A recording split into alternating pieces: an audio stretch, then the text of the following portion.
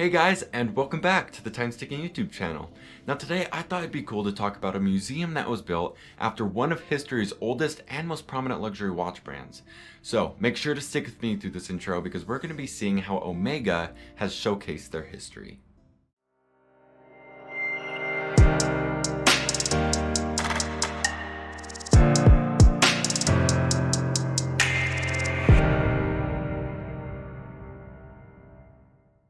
Whenever someone mentions luxury Swiss watchmaking brands, one name is sure to pop up in your mind. And if you've already read the title of today's video, you know we're talking about Omega, one of the oldest luxury watchmakers based in Biel, Switzerland. The luxury brand is known to manufacture watches that rival Rolex in its luxury and accuracy.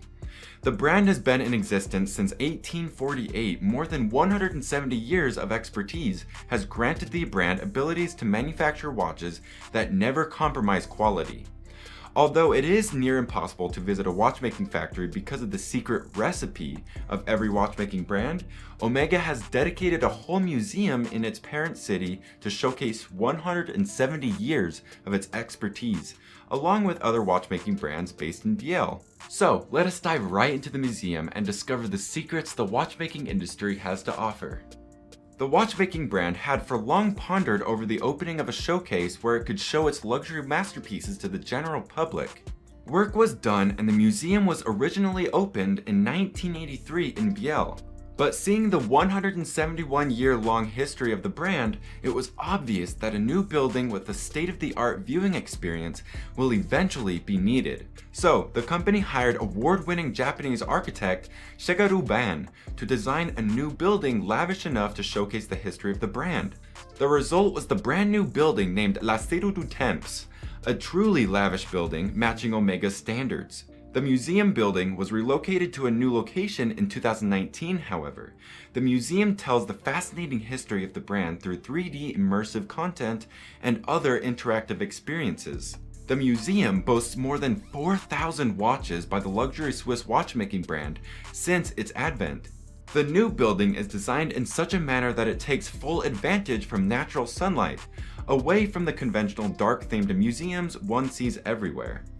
The use of digital technology has redefined the museum experience, and one can't help but feel that he or she is exactly where Omega wants them to be.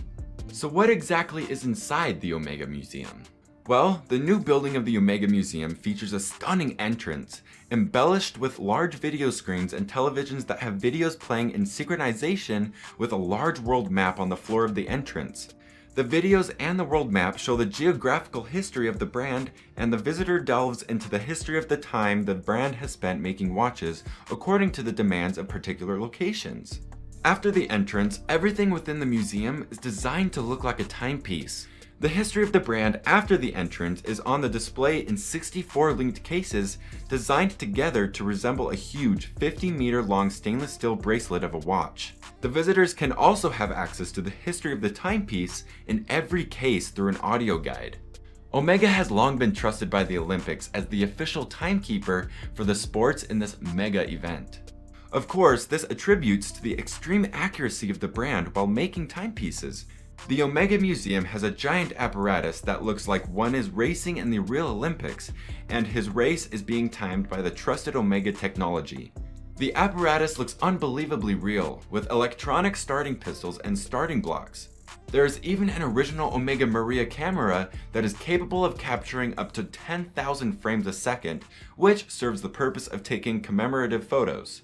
We all know the tale when Buzz Aldrin and Neil Armstrong set their foot on the moon's surface for the first time in human history. This event was particularly very special for Omega, as it was the first watchmaking brand that has sent its watch to the moon. More than 50 years ago, Omega created history when Buzz Aldrin set foot on the moon wearing the Omega Speedmaster Professional, the first watch on the moon.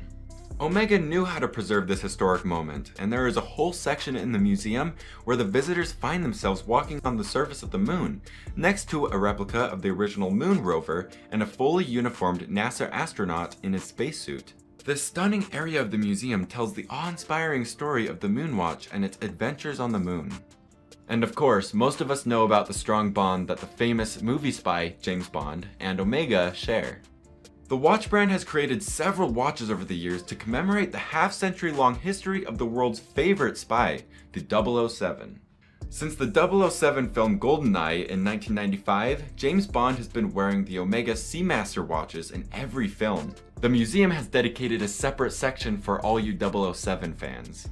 This section features many unique articles featured in the 007 films, along with the Omega watches Bond has been wearing throughout the movies in cases that resemble large cinema film reels. Now lastly, we need to talk about the museum's huge Speedmaster watch.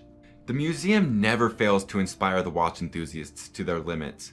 At the end of the visit, the museum features a giant Omega Speedmaster watch apparatus. The watch enthusiasts can go into the Speedmaster and see for themselves the working of Speedmaster watches and their famous coaxial escapement from Omega through immersive 360-degree videos and animated films. Through this use of technology, Omega has been successful in creating a giant walk-in Speedmaster, in which the visitor finds him or herself as if they were sitting inside a working watch. The Omega Museum is worth visiting as it takes you through a roller coaster ride featuring the brand's history.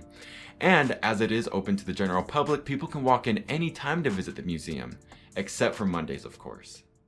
I hope you enjoyed the video today. If you did, make sure to give it a like, and if you'd like to see more content from us, you can subscribe right here.